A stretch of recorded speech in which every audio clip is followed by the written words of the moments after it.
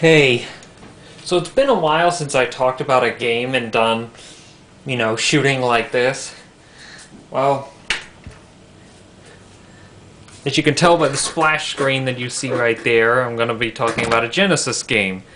This is Castlevania Bloodlines, one of the least known and least played Castlevania games of all time. And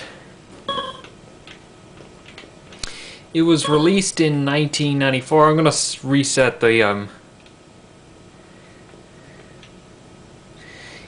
standard Sega controls. Jump with the C button, attack with the B button, and A button is used for whatever else. But anyway,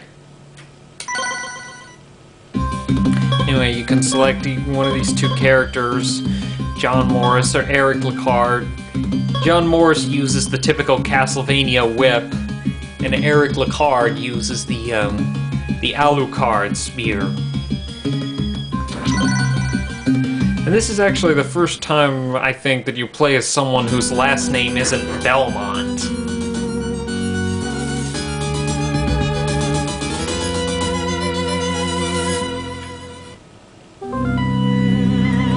So as you can see, the graphics are really good, and but what's especially surprising is the sound. Genesis games aren't known for their audio, and well, the quality of this video won't do it justice, but it has really good sound. For a Genesis game, anyway. Now, if you guys have ever looked at Screw Attack's Game Trailers channel, you may have already seen or heard about this game, but one thing I can say is, first of all, the animation is really good, and the fact that the zombies die in pools of blood. You know, we all know that in the early 90s, Nintendo was all whiter than white, and they had all kinds of censorship policies, and that Sega was more of what people think of as the big boys, and they're not afraid or sensitive about these things.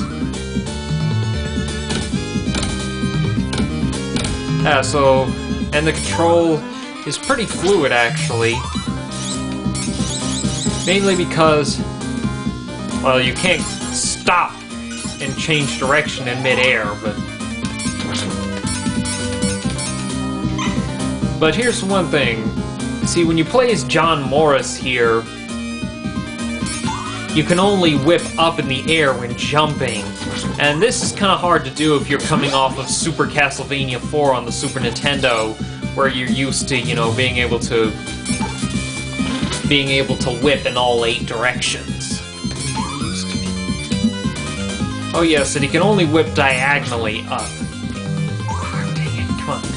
Oh yes, that's the other thing, he can actually... Whoops. Yes, he can actually swing off of ledges with his whip.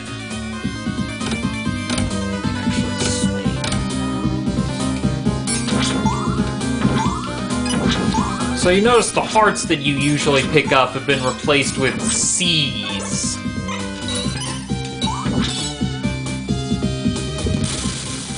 And instead of just having big bosses at the end, this game also has mini-bosses. This is the mini-boss, which is a half-skeleton wolf or something.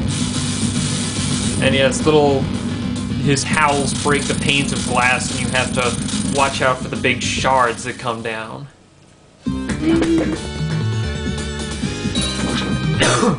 Excuse me. One of the problems I've always had with Castlevania games is how hard it is to find health power-ups, and how hard it is to not take hits. In fact, all the health power-ups here are hidden in broken parts of the walls. Oh yes, and this is the level 3 whip. Actually, this is level 4. If you know Castlevania games, you know that you whack the candles and get little power-ups that first turn your whip into a chain whip, and then it turns into a longer whip.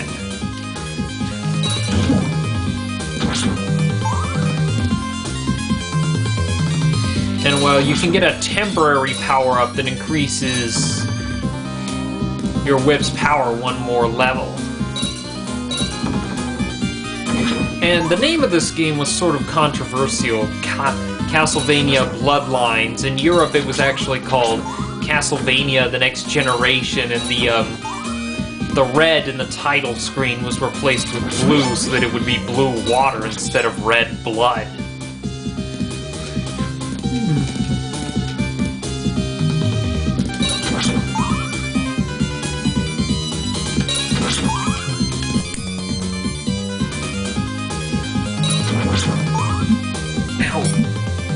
And there's a problem with your powered-up whip. If you get hit even one time, you lose it. Watch this, he's gonna kill himself.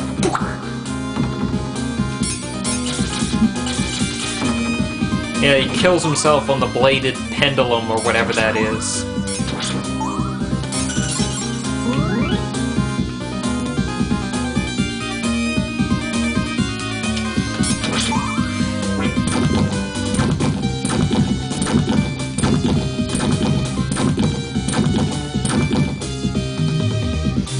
And mind you, this is the real Genesis hardware you're looking at here, hooked in through my system like I explained in the last video. So MN12 Bird, this is a way you can record off the real hardware. You can just photograph the screen. Of course, I think he did that in a couple of his videos.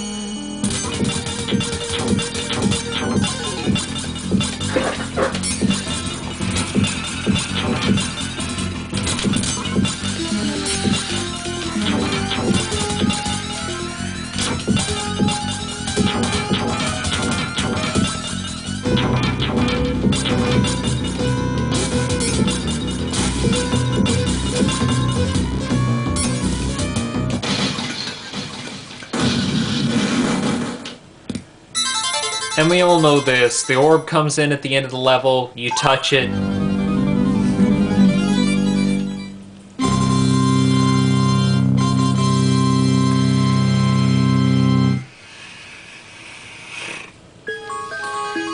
And you know, MN12 Bird, if you're watching this, if you want to see, you ought to track down this game and review it sometime, because you can actually directly record the footage. Instead of just pointing a camera at your screen. You have to wait right here, because that Minotaur always jumps at me and knocks me in the water. This is pretty cool graphics effect right here. The way you could see his reflection in the water. In fact, in the last level, there's this weird split mirror effect, which makes it very hard to platform, because it's kind of shifted and it throws your jumping off.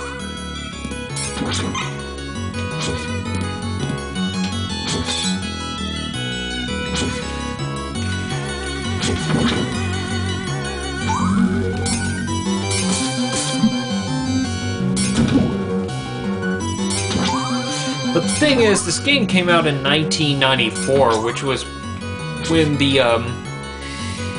when the Genesis started really losing ground to the Super Nintendo.